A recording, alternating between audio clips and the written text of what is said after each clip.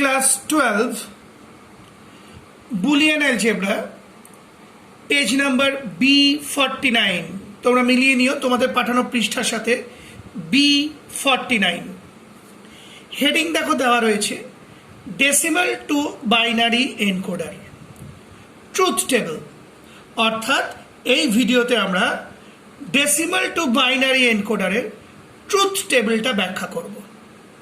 দেখো ভালো করে আমরা জানি ট্রুথ টেবিল বানাতে গেলে আগে কলাম হেডিংগুলো ঠিকঠাক বানিয়ে নিতে হয়, কারণ কলাম হেডিং যদি ভুল হয় সম্পূর্ণ ট্রুথ টেবিলটি ভুল হবে। আবার বলছি, ট্রুথ টেবিল আকার বা তৈরি করার নিয়ম হলো আগে কলাম হেডিংগুলি ঠিকমতো তৈরি করে নিতে হবে, এবং যদি সেই কলাম হেডিং ভুল হয় তাহলে কিন্তু সম্পূর্ণ ট্রুথ টেবিলটাই ভুল হবে, আউটপুটও ভুল আসবে। তা দেখো কলাম হেডিংগুলো আগে কি করে বানিয়ে নিলাম। আমরা জানি ডেসিমাল টু বাইনারি এনকোডারে 10খানা ভ্যালু ইনপুট হিসেবে নেওয়া হয়। তাহলে দেখো এইদিকে দেখো, এই যে 10টা ভ্যালু বা 10টা ভেরিয়েবল আমরা ইনপুট হিসেবে দেখিয়েছি। কি কি?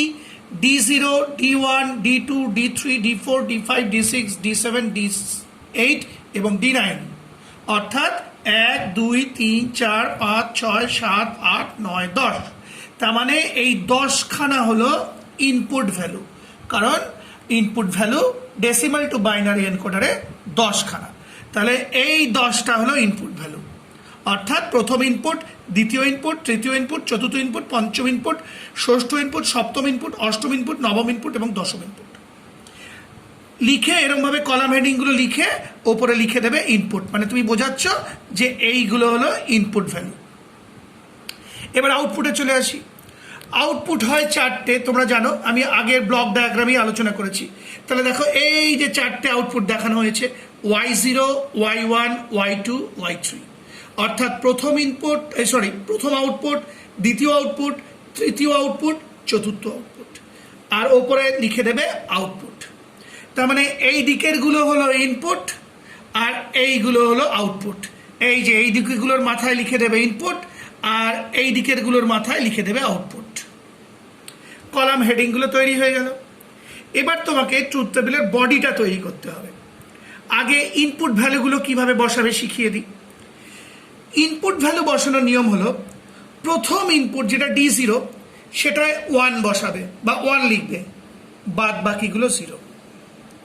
পরের লাইনে তার যে লাস্ট যেটা ইনপুট বসিয়েছ তার আগের ভ্যালুটা হবে 1, মানে তার আগেরটা হবে 1, বাদ বাকিগুলো 0। তারপরের লাইনে তার আগের ইনপুটটা হবে 1, বাদ বাকিগুলো সব 0। তারপরের লাইনে তার আগেরটা হবে 1, বাদ বাকিগুলো 0। তারপরের লাইনে তার আগেরটা হবে 1, বাদ বাকিগুলো 0। তারপরের লাইনে তার আগেরটা হবে 1, বাদ বাকিগুলো 0। তারপরের লাইনে আবার যেটা লাস্ট 1 হয়েছে তার আগের ইনপুটটা হবে 1, বাদ বাকিগুলো 0। তারপরের লাইনে লাস্ট যেটা ইনপুট হয়েছে তার আগের ভ্যালুটা হবে 1, বাদ বাকিগুলো 0। তারপরের লাইনে তার আগের ভ্যালুটা হবে 1, বাদ বাকিগুলো 0। আর লাস্টেও তাই, লাস্ট যেটা ইনপুট হয়েছে তার আগের ভ্যালুটা হবে 1, বাদ বাকিগুলো 0। সুতরাং নিয়মটা হলো প্রথম ইনপুটটা 1 বসাবে, বাদ বাকিগুলো 0 ভ্যালু। তারপরের লাইনে তার আগেরটা 1, তার বাদ বাকিগুলো 0। তারপরের লাইনে তার আগেরটা 1, বাদ বাকিগুলো 0।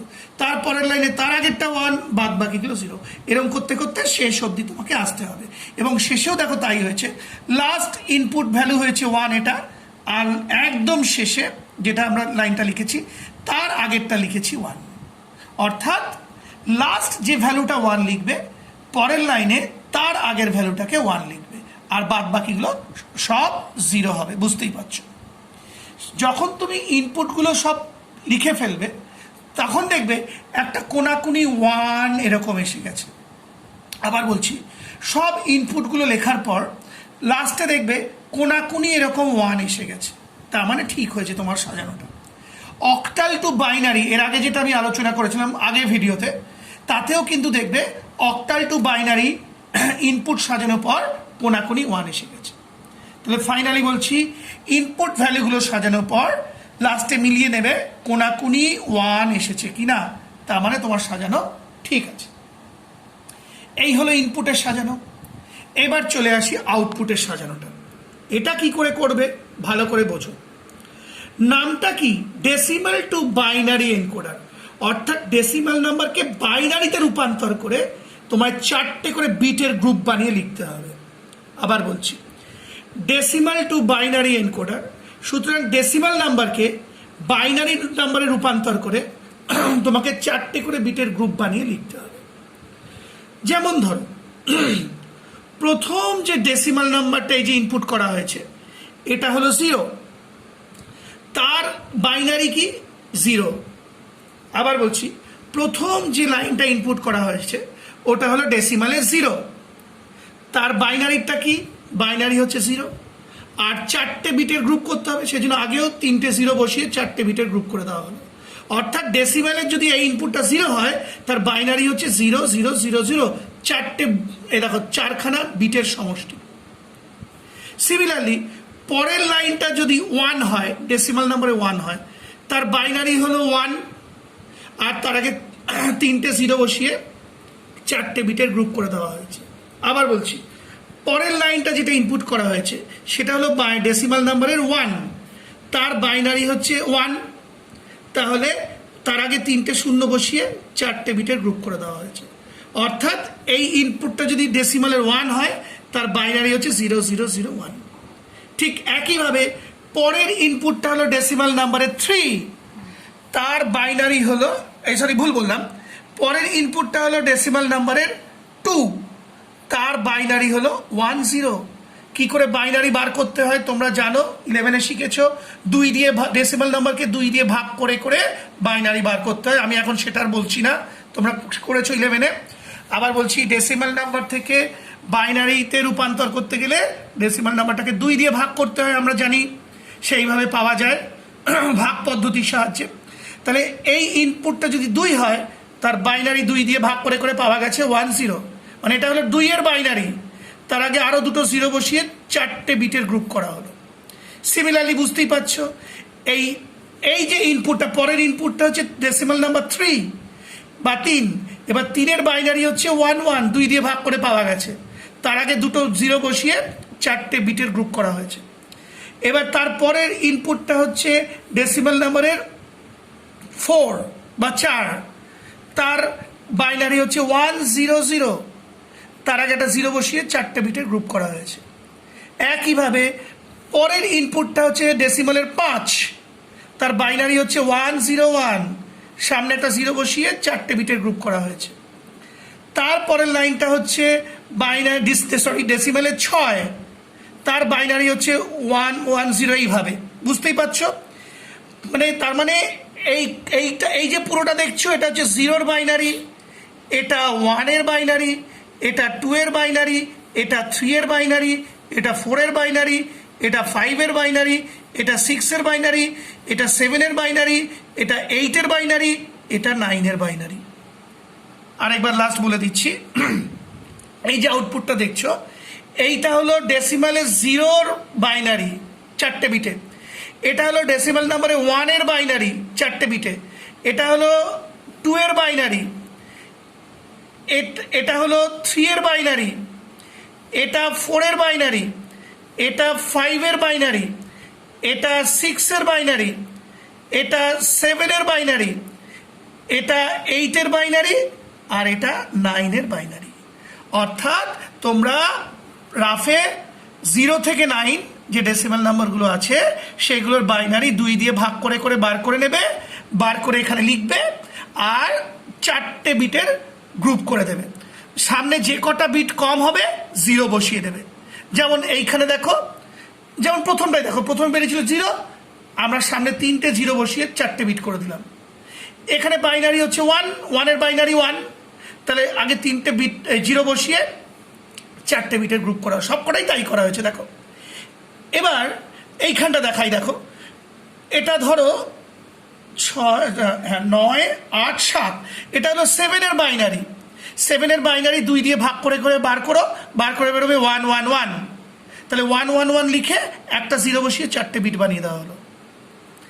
আর এইটা হলো 8-এর বাইনারি, এই যে 1 0 0 0, 8-এর বাইনারি 2 দিয়ে ভাগ করলে দেখবে 1000 বেরোয়, তার মানে এমনিতেই 4টে বিট বেরিয়ে আসছে, কাজে তোমাকে এখানে আর আলাদা 0 বসাতে হবে না, এমনিতেই 8-এর বাইনারি 1000, অর্থাৎ 4টে বিটের গ্রুপ। সিমিলারলি 9-এর বাইনারি হচ্ছে 1001, 9কে 2 দিয়ে ভাগ করে করে দেখো, বার করে দেখো, বেরিয়ে যাবে, 11-এ যেরকম শিখেছিলে। তাহলে 9-এর বাইনারি হচ্ছে 1001, এমনিতেই 4টে বিটের গ্রুপ রয়েছে, দেখো 1 2 3 4, সুতরাং তোমাকে আলাদা করে আর 0 বসানোর দরকার নেই। তার মানে 8 আর 9 বাইনারি নির্ণয় করার পর এমনিতেই 4টে করে বিটের গ্রুপ বেরোচ্ছে। তাহলে আশা করি বোঝা গেল 0 থেকে 9 প্রত্যেকটা বিটের বাইনারি বার করবে বা প্রত্যেকটা সংখ্যার বাইনারি বার করবে এবং 4টে করে বিটের গ্রুপ বানিয়ে বানিয়ে লিখে দেবে। আর কি করে বাইনারি নাম্বার নির্ণয় করবে তোমরা জানো, 2 দিয়ে ভাগ করে করে ভাগ পদ্ধতিতে নির্ণয় করতে হবে। তাহলে এই যে আউটপুটটা দেখছো এটা হলো 0 থেকে 9 পর্যন্ত ডেসিমাল নাম্বারে বাইনারি 4খানা বিটের গ্রুপে। লাস্ট বলে দিচ্ছি, এই যে আউটপুটটা দেখছো এটা হচ্ছে 0 থেকে 9 পর্যন্ত ডেসিমাল নাম্বারগুলোর বাইনারি নাম্বার 4খানা বিটের গ্রুপে তৈরি করা।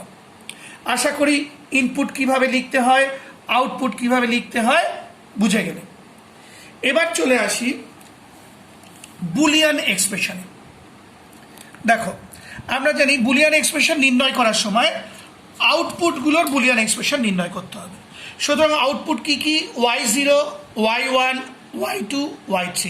এই দেখো আমি লিখে নিলাম y0 is equal to y1 is equal to y2 is equal to y3 is equal to. আরেকবার বলে দিচ্ছি, বুলিয়ান এক্সপ্রেশন নির্ণয় করার সময় তোমাকে আউটপুটগুলোর বুলিয়ান এক্সপ্রেশন নির্ণয় করতে হবে। তাহলে আউটপুট কি কি, y0, y1, y2, y3, সেটাই আমি দেখো লিখে নিলাম y0 is equal to y1 is equal to y2 is equal to y3 is equal to. এবার নির্ণয় করছি বুলিয়ান এক্সপ্রেশন, লক্ষ্য করো। নিয়ম হলো প্রথমে তুমি চলে এসো y0-তে, কারণ দেখো প্রথম ইনপুট আউটপুট দিয়ে শুরু করতে হবে, y0টা হচ্ছে প্রথম আউটপুট। ঠিক অক্টাল টু ডেসিমালে যেরকম শিখিয়েছিলাম সেম নিয়ম। আগে দেখো y0-র প্রথম 1 ভ্যালুটা কোথায় আছে, মানে অ্যাক্টিভ ভ্যালু 1, এই যে 1। তাহলে y0-র প্রথম 1 এখানে, তার করেসপন্ডিং লাইনে ইনপুটের 1 কোনটা, এইটা, তার কলাম হেডিং কি d1, তাহলে তোমাকে লিখতে হবে d1। এই দেখো y0 লিখলাম d1 প্লাস, খেয়াল রেখো এনকোডারের ক্ষেত্রে প্লাস লিখতে হয় বা প্লাস অপারেটর ইউজ হয়।